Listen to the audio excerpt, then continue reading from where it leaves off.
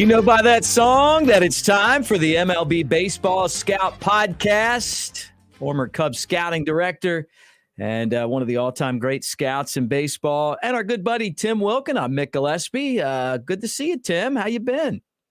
Likewise, Mick. Just trying to get through the holiday season here, and it's been fast and furious since Thanksgiving.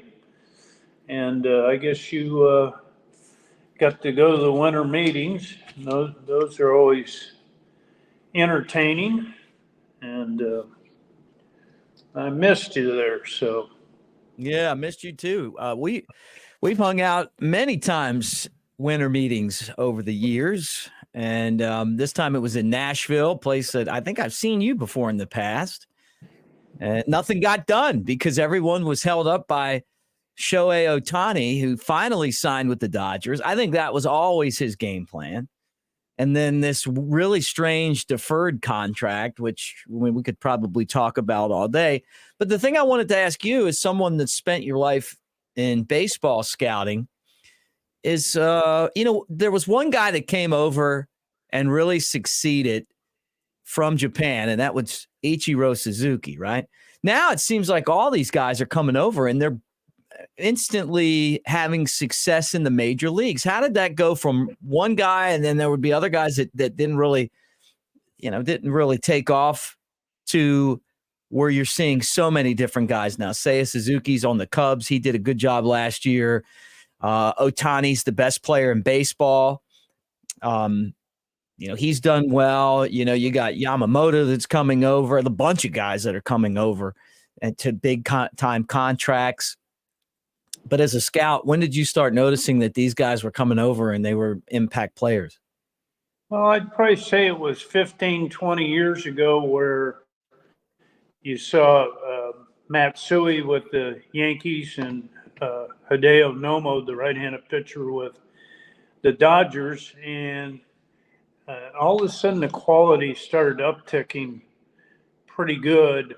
And you see this year with the Mets, and we have other free agents this year, so coming over. So it looks like that they've picked it up, and I'm not quite sure.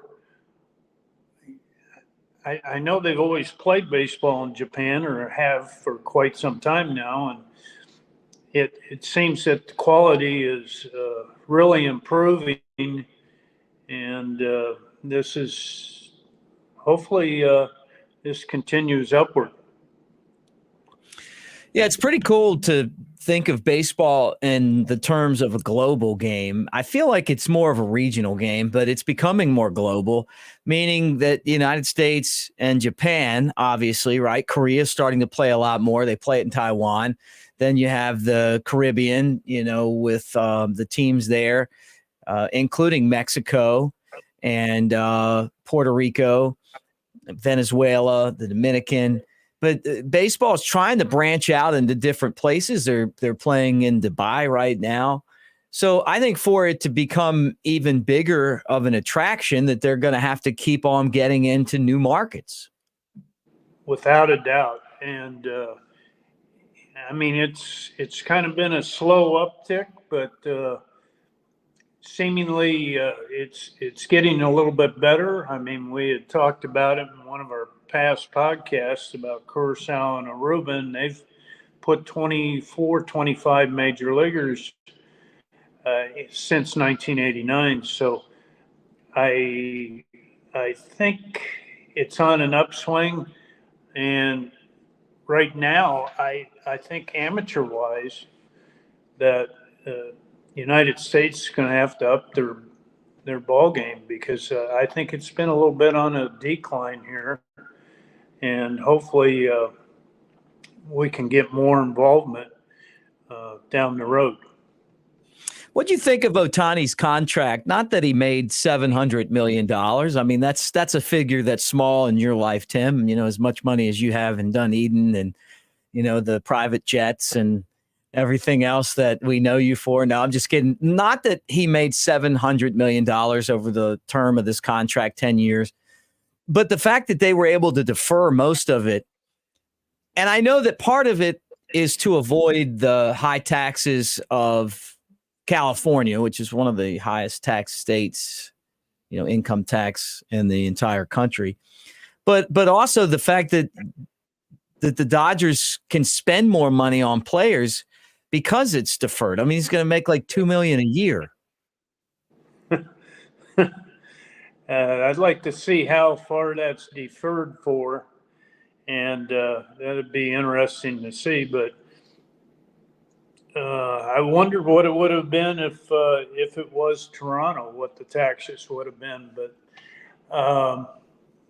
yeah, I mean he's going to get it sooner or later. But it's a very interesting contract, and possibly that could make segue for the next free agent from Japan. And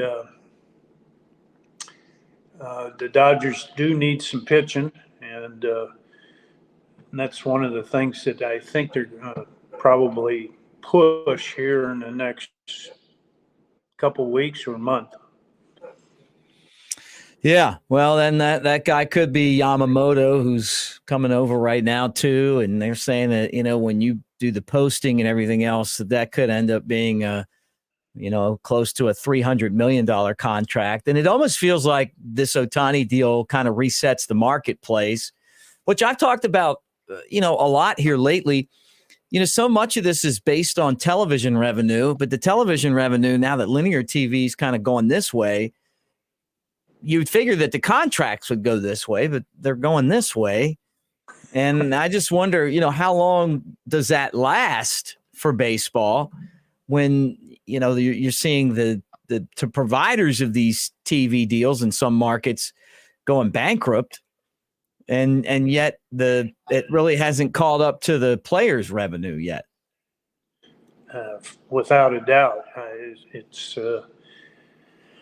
I think most everyone would have never dreamed that this would start with a 7, and especially for a pitcher as Ohtani goes. I mean, he'll probably be out for the whole 2024 season as a pitcher, and you're basically sinking a lot of this money in on a DH, and who knows how he's going to come back from that second Tommy John. There's been a history recently that shows that the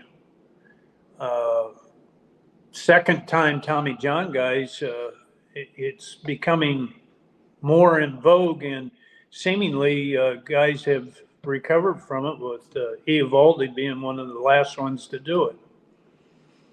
So and that could be it too. Yeah, you feel comfortable with it, right? Maybe the technology of the surgery is better, and guys aren't blowing out for a third time, huh? And that's a very good question, as Tim's just kind of dropped off. But thanks for hanging out with us here, guys, on the MLB Baseball Scout podcast, as we talk to Tim Wilken, and and just get into some of the issues in the game of baseball, and just kind of how the game is progressing right now. Not just Ohtani's contract, but the way that it was deferred. That's a really interesting point when you look at, giving a deal like that to a player. And part of what makes him so valuable is his ability to bring in the Japanese market. And all of the fans in Japan, which he still is like the most marquee guy of all. How are these other guys going to translate? People feel really comfortable with where Yamamoto is right now because he's 25 years old and a three-time champion, or a three-time MVP in Japan. It shows you how good he is, and we're really feeling like that he's going to translate to the Major League Baseball game and not have any issues at all, that it'll be a really easy crossover to the United States. And if he comes over and becomes a mega star, Is that going to continue to draw all of these guys over from Japan? And guys like Tim and our friend Gary Hughes, and then guys like Jed Hoyer and his people are constantly going over to Japan now to scout these players, just because they know that there's such a big market for that type of talent over in Japan. And then, when you're kind of at that spot where you're saying, hey, you know what, we got to pay posting. And then on top of that, when we get the posting done, then we got to pay the player. You want to make sure that you don't miss on a guy like that. So that's kind of why we wanted to get into that. Tim, let me bring this up to you. The proposed changes in Major League Baseball to the rules, and we've seen this here the last couple of seasons where they banned the shift, which I honestly liked. They also they got rid of they put in the pitch clock. I think you and I both like the game at a bigger pace. The bigger bases, I could have done without those, but they did those, and they weren't huge, but they look like pizza boxes. They're talking about one rule, and this is some of the stuff that came out of winter meetings, but to try to get the ball put in play more. And the way that it was explained to me is when Roger Clemens was playing, obviously he was the strikeout pitcher, right? And he struck out 23% of the guys he faced. Well, now the average is 23%, right? So to try to get the ball put in play more, they're talking about making the baseball bigger. What do you think about that? Is that the right way to get more action, to make the baseball bigger? And how much bigger would they make it? I mean, I'm sure it wouldn't be too big, but that to me seems like a pretty significant change if that were something that they did. Oh, big time. I'm a little concerned.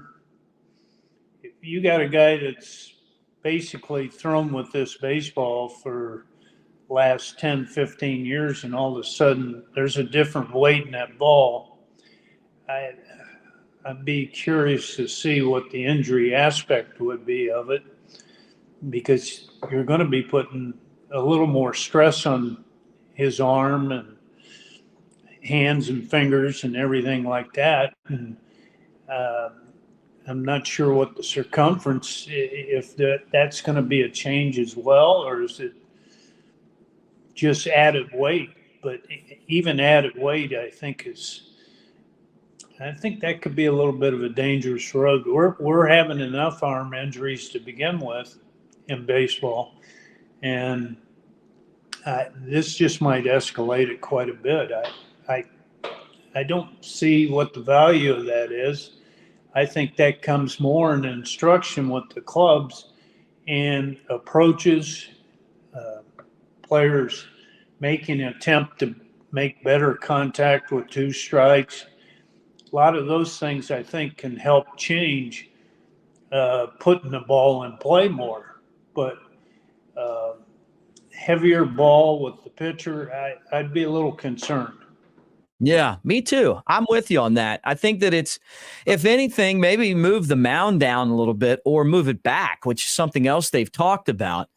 But a bigger baseball, to me, I think that's pretty extreme. And but I wouldn't be surprised if they didn't test it out somewhere in like the Atlantic League, one of the independent leagues that aren't associated with Major League Baseball, but they have an affiliation with, and that they'll work with them to test stuff like this, which is where we saw the pitch clock start.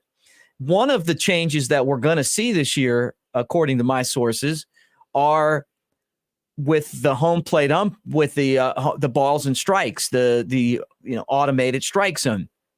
That instead of the automated strike zone calling every pitch, the automated strike zone will only be enacted on challenges.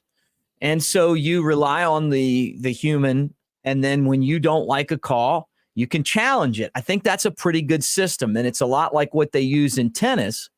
And then on top of that, you'll be able to see the challenge on the stadium scoreboard. They'll say, here it is. And they'll show you the box up there, a lot like the and I'm not a big tennis fan, but you know what I'm talking about when they'll show you like Sure. to be able to challenge.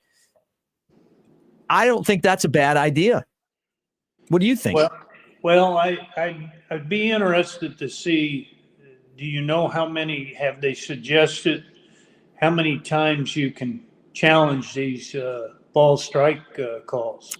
That's a good question. I understood it to be 3, but some of the umpires, what I hope and what I understood it to be is 3. But maybe you keep getting them until you miss 3 times. I don't know. But to me, 3 is not enough. If it's just 3, then that's not enough. That you should be able to challenge until you're wrong. You're wrong 3 times, right? Wouldn't you think that? Or maybe 5, and then once you run out of them, you can't appeal anymore. So yeah, right. Yeah, I'm with you on that one. Well, I've noticed over the years that bad umpiring at home plate can really ruin a baseball game. And what's crazy to me about home plate umpires is that you may have an umpire that's really good on the bases, but they're terrible behind home plate. Or they're bad compared to the other umpires behind home plate, but they rotate around, like you're going to see different guys, and that's the way they do it. One guy does home, one guy does third. Why not just have the best guys do home plate? Maybe they get paid more to have more of a consistent strike zone. And I guess part of that is it is more taxing. It's a much different, harder job to call balls and strikes than it is to be on the bases. It's just the way that it is. And I get the way they rotate, which is always counterclockwise, home to third, to second, to first, back to home. Right. But what you end up doing is you rotate guys that just suck at the job. And then there's a game where you got a guy back there that misses a lot of calls. Yeah. And I think some of this is probably due to pitch framing and interpretation of what is a strike and what is a ball. And, maybe this appeal thing with getting X amount of times to appeal strikes and balls, maybe that will be helpful. I'm not sure, and I'm imagining that the umpires union's not going to want to go for that. And, be interesting to see what they can implement here. But I think it's a dicey thing. And I do agree that there's some guys some umpires that scuffle, and especially to the corners. And yeah, that's probably the biggest missed pitch I see that's near the zone is that outside corner. Yeah. So, and I think some of it's kind of due to the one leg thing with the catcher, one leg down. I always thought receiving to the outside of the ball. So if they're based down on that one leg, they're restricting their reach. And some of that figures into what you talked about with umpires missing. If that mitt is presented moving the ball out away from the plate, I think that creates some of those problems. So it might be something philosophically with the 30 organizations, and a lot of them they think that they get more strikes that way. But also, as you get in the course of a game from about the 6th inning to the 9th inning, I think that zone tightens up a little bit. And I think if the catcher's not presenting the pitch that way, I'd love to see the stats on when the framing's done, what part of the game, as opposed to, he received 12 balls that became strikes. When it starts, the game is very close, and you're going from the 6th to the 9th inning. I'd hate to lose pitches because that catcher's pushing that ball outward on the away pitch. Yeah, good Not points. so much the inside pitch, but Right. And I thought like over the course of time, we were going to have automated strike zones and then catchers framing would be a thing of the past, which I'm not a fan of framing as a guy who's watched thousands of games like you. The fact that a catcher will catch the ball outside of the zone and then bring it back in, and then it fools the umpire to call it a strike. I don't like that. I don't like that some pitchers get the benefit of the doubt on the corners that other guys don't get. I don't like that the umpires change the strike zone based on their preference. You know, to me, it's the one thing in baseball that irks me because it changes the game every single night. I can remember calling an Alabama college baseball series against Clemson to go to the College World Series one year. And the umpires were so different with their strike zone that the Alabama matched the guy that had the low strike zone with the high umpire on accident, I guess. And it ended up costing them that game, and they didn't go to the World Series. And I always felt like if they would have pitched that guy on the Sunday instead on the Saturday, where the low ball umpire was umpiring, and you get to know the umpire strike zones over the years, right? I think they would have went, but they wouldn't call that low strike, right? Well, the next day, that pitch was a strike all night, you know?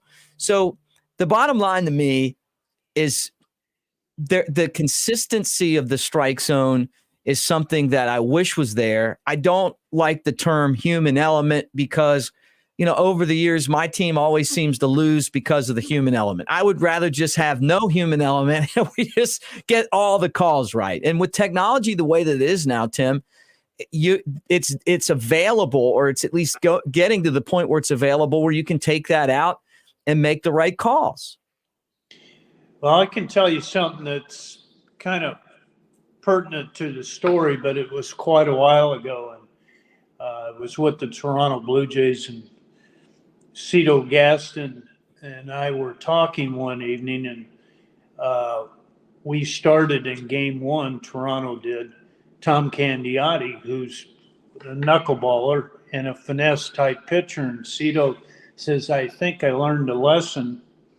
He says, you cannot throw, when you get into playoffs, World Series, that zone really tightens up. And finesse guys take the brunt of it versus the power guys. And if you look at the Atlanta Braves and you got Schmaltz, Glavine, and Maddox. And Maddox and Glavine, who are kind of the finesse guys, had sub 500 records in the playoffs in the World Series. And Schmaltz was like, I think he was 15-4. Yeah. And sure enough, the Blue Jays the following year in '92, they threw Juan Guzman in game one, who was more of a power pitcher. And I think Cito latched on to something there that was pretty astute in my mind. Yeah, no doubt. And I think part of it too, and baseball's kind of evolved to want the power pitchers is because you get in those same type of games, and if you strike guys out as opposed to allowing them to make contact, you have better results in those playoff games too, right? No doubt.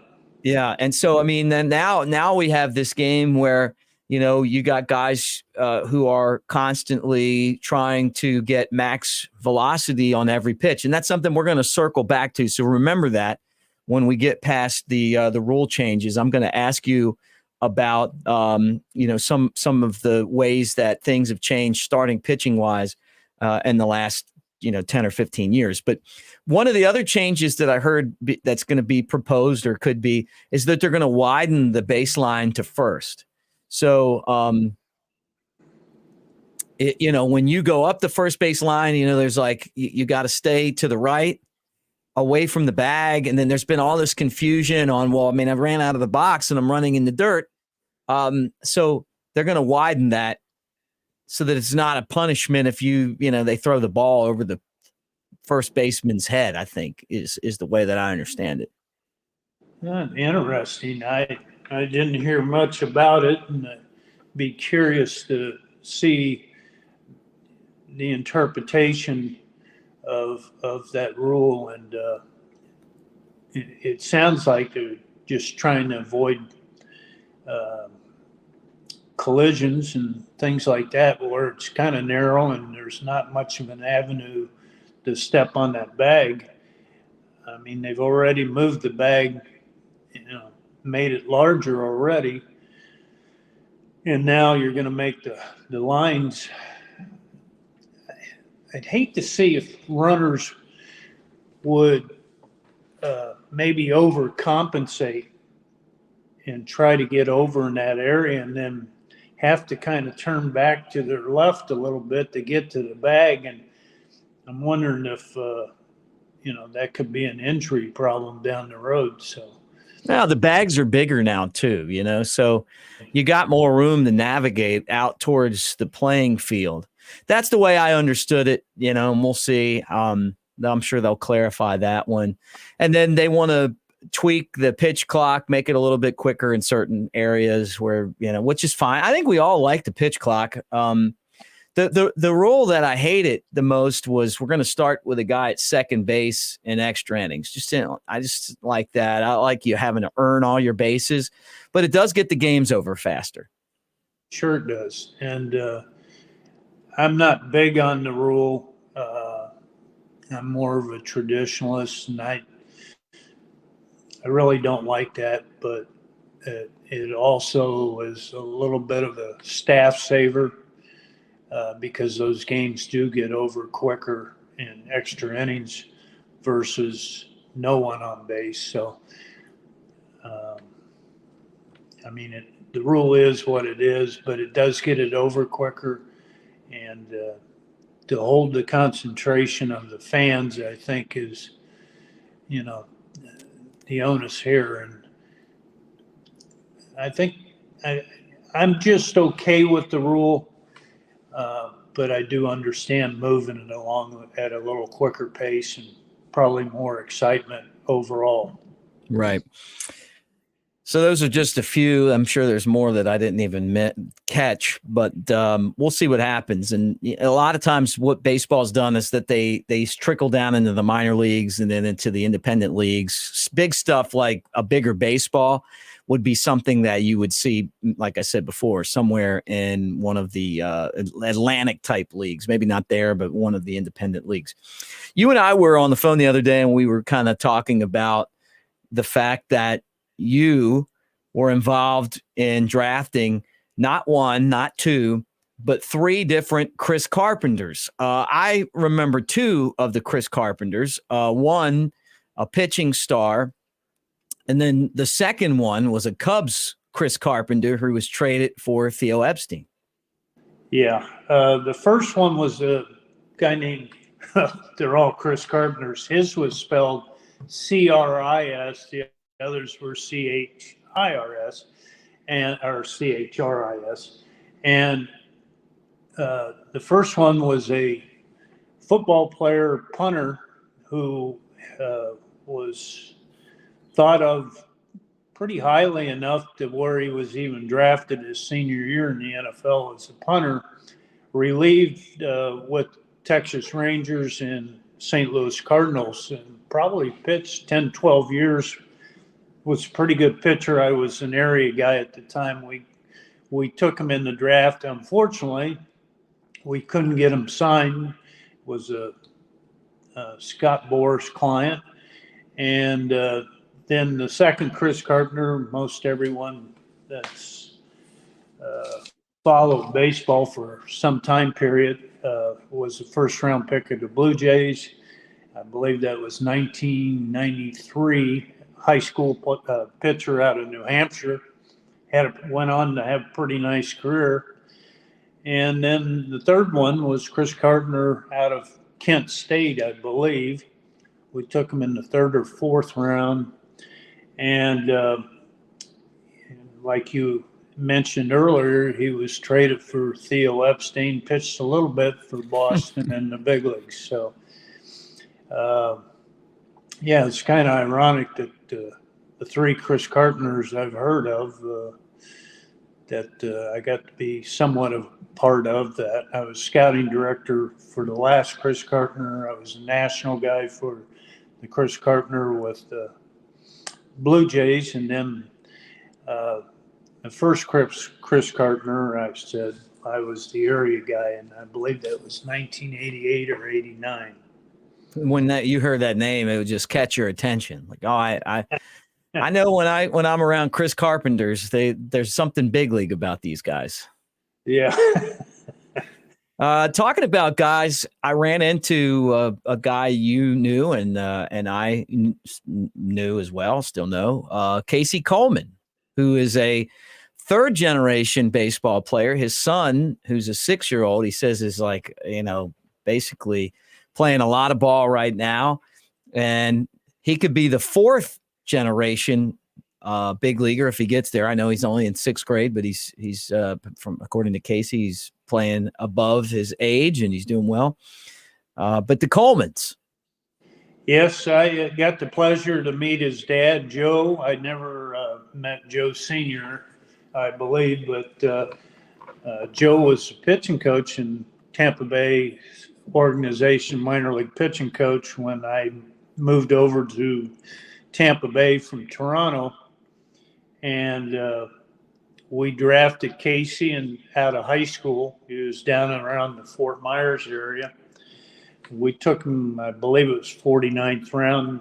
I don't think we made a big run at him at that time, and then got over with the Cubs. And Casey went to Florida Gulf Coast, and the Cubs, we drafted him, I want to say it was right around the 15th round. And just enjoyed Casey thoroughly. He got the most out of what he had, and had really good feel for pitching, and it probably came from his dad, who's a hell of a pitching instructor. Yeah, I think he's trying to get back in the game, do some coaching. Like his dad, loves baseball. I enjoyed Casey. He had one of the most successful seasons I can remember of any Smoky starter. I think he won almost 15 games in a season back in 2010, or maybe it was 2009, but played for Ryan Sandberg and Bill Dancy, and then went on to the big leagues and, got some time in the major leagues as well. Tim, final topic today. This was something that you were kind of looking up, and it's definitely worth talking about because starting pitching has changed so much. And it's one of the biggest complaints that I have about the game in general is that, starters, they don't go that long anymore. It used to be you get a starting pitching matchup and you would expect on a good night a starter to pitch 7, 8, maybe a complete game, right? These days, it just doesn't work that way. I felt like last season, had the Cubs starters been able to pitch a little deeper into the games, then the bullpen would have been a little less rested. It wouldn't have fallen apart at the end of the year. It felt like the bullpen was taxed. And part of that to me is that we pull starters out so early. Without a doubt. And so one of my pet peeves was watching the MiLB channel with Ron Darling, and he talked about it, and he thinks it's a big concern. I do as well. 10 years ago, the average innings was close to 6 per starter in 2013. This last year, it was 4.9. So it wasn't even 5 innings for every start in the big leagues this last season. And I think some of it goes to philosophy of those 30 clubs, that they don't want pitchers facing the lineup 3 times. I think it's become overstructured, and it's a shame where the managers who got the feel for what's going out on the field, and especially that pitcher on that particular evening, sometimes you get that feel that guy can go longer. I don't know if we need to revisit the pitching programs, and everything's geared to velocity now. Walks are up almost at an all-time high. Yes, strikeouts are up. We get that velocity part, and everyone sees it on the TV screens. Pitchers throwing anywhere from 97 to 102 miles an hour. And some of their walk rates are horrible. And I almost thought Ron Darling was going to use the term carnival throwers, and he was strongly concerned where the starting pitching is going. I've done some surveys from 2003, 2013, and 2023, and there most of the averages. So take like 2003. Some staffs were getting over 1,000 innings a year from their starters, and now the top one this last year was the Houston Astros at 894, and the Toronto Blue Jays staff was second at 882. But on the other side of that coin, you got the Dodgers were first in least innings started, and now they had some injuries, so I'm sure that skews the numbers. But that was 600, and we've got staffs. Some we got 6-man staffs. We got staffs that are 5-man staffs with a bullpen day thrown in there, where all the relievers come out and throw 2, possibly 3 at the most. And I think it's exhausting a lot of the relieving talent, and some of these guys that you think you've got a pretty good bullpen, you turn around in a couple of years and there's a lot of injuries. And I think that's the case where, go back and see where the Atlanta Braves were. And I know it was a hell of a staff, but why did they not have injuries? I remember Bobby Cox was over with Toronto in the mid-'80s, and they rarely had arm problems. And 2003, I know it's an anomaly, but the Seattle Mariners had 162 starts, and only one was not made by a 5-man staff. And I thought that was just an incredible number. But today it's there was 14 clubs under 700 innings started. So in the course of a year, most clubs are around 1,400 innings for the year. So now if they're not even making half of the innings, you are really exhausting that bullpen. And especially with these guys, high leverage, monster velo, and not a lot of quality in a lot of those pitchers' strikes. So I think it's something that has to be reviewed, and possibly thinking about pushing these guys at least an inning or 2 innings more, at least to get to the 7th, hopefully. And it's got to be the manager's choice. I mean, you can't script it from upstairs. I mean, you think you can, but at the end, it's going to catch you. And if you look at the clubs that were sub 500, they just dot these bottom of these lists with lack of starting innings. And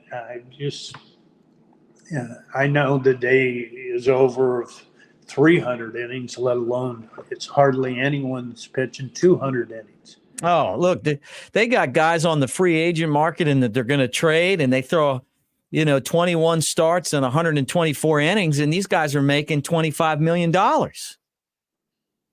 Incredible. I mean, think about that. It's not, and I'm talking about Glasnow and Bieber and Stroman. I mean, those are 3 of the hottest names that you're hearing right now in Major League Baseball as far as bolstering your starting rotation.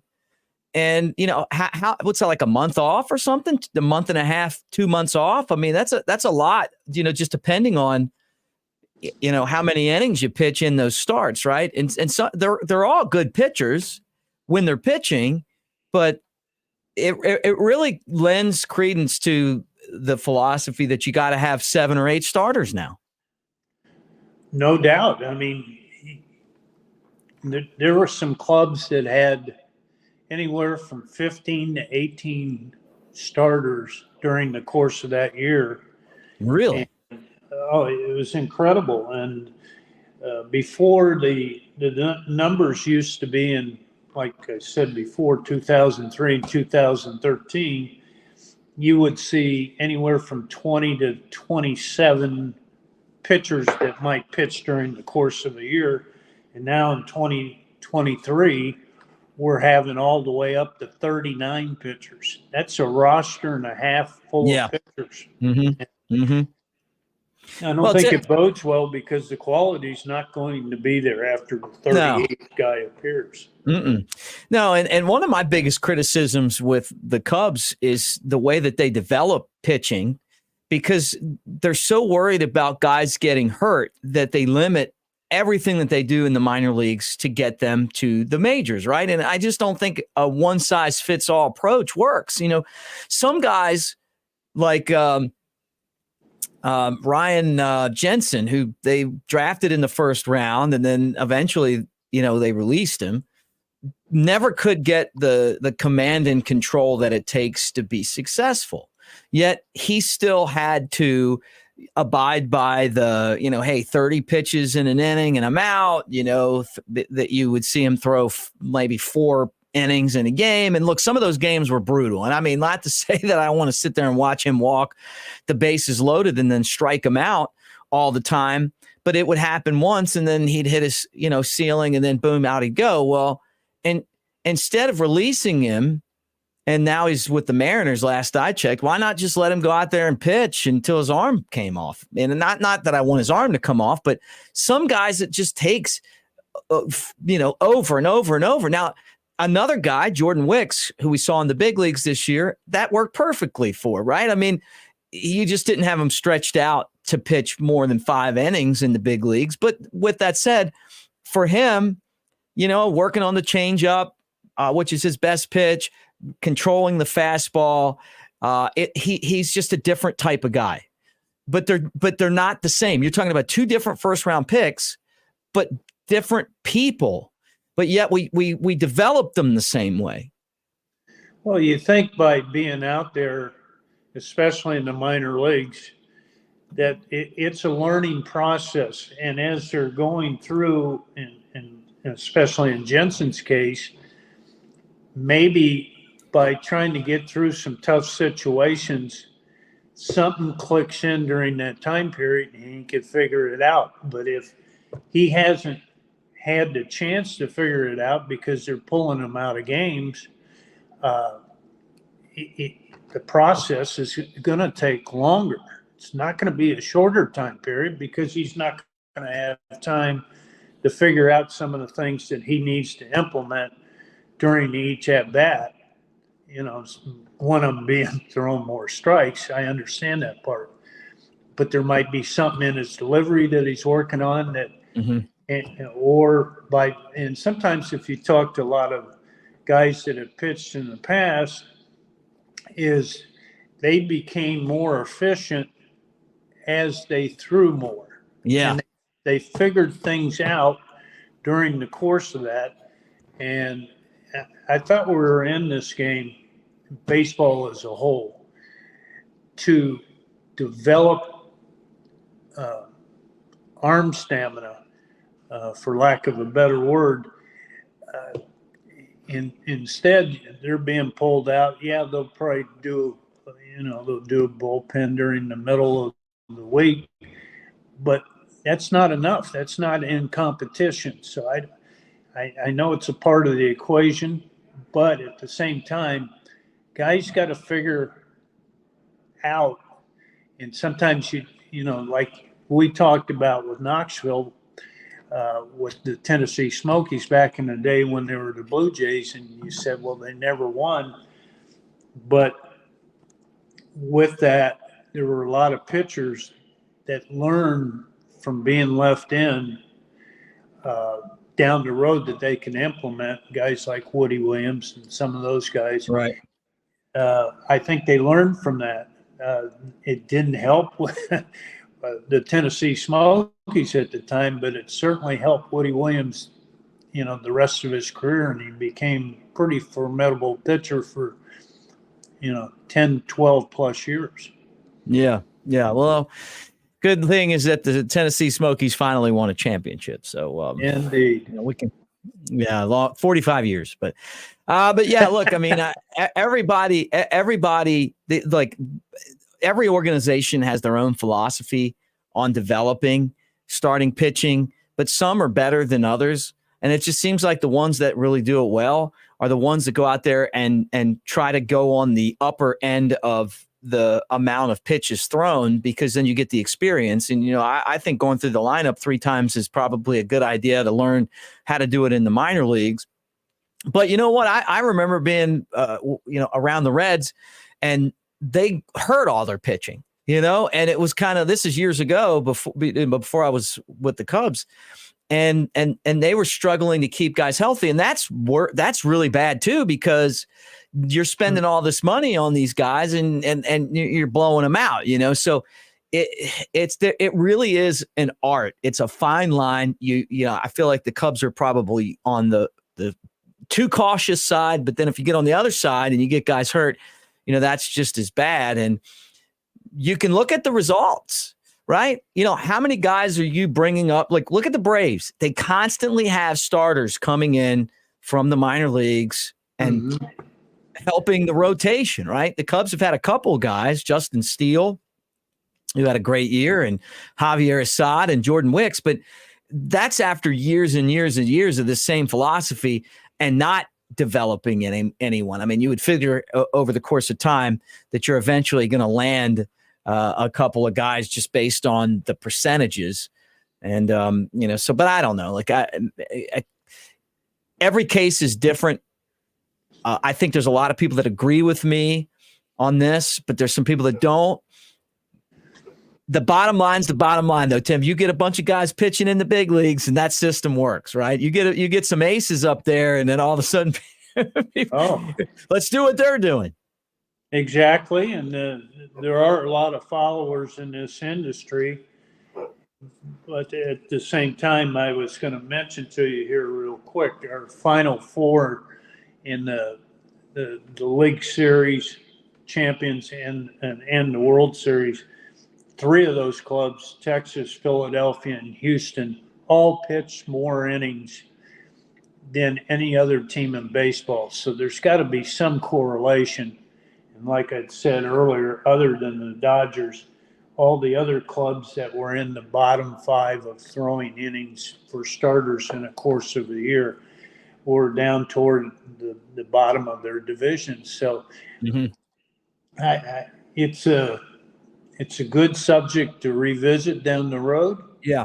And hopefully someone comes forward to letting these guys at least attempt to try to go through a 3rd time.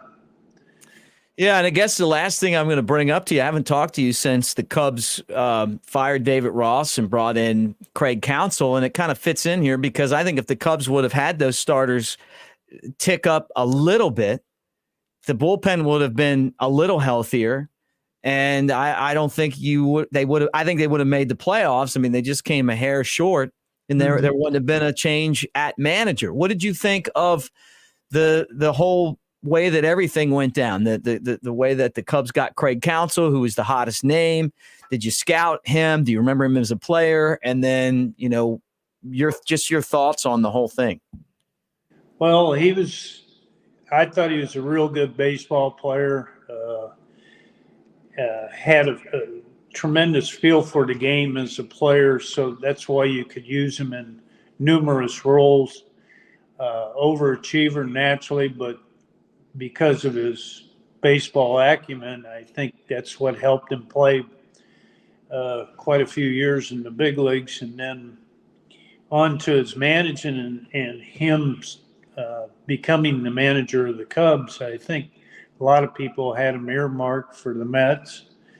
and it came so quick that he went to the Cubs, and when I think most of the world, the baseball world, thought he was going to New York, so it kind of came as a surprise.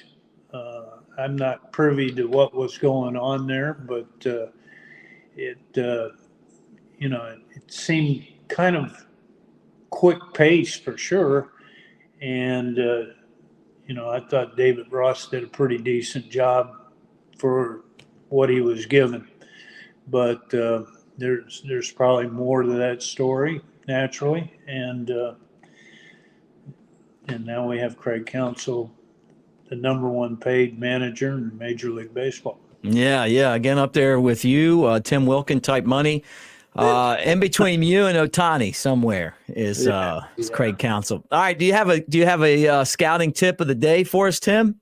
No, not really. Just let them throw third time around, those pitchers. But when you go out and you scout and you're watching a guy that you're interested in, do you want to see them approach the lineup for the third time, and what are you getting out of that? Well, I'm getting out of it, it's a little bit more stressful for those pitchers going through the third time because they're probably facing a little fatigue in how they handle it going through that third time in the lineup.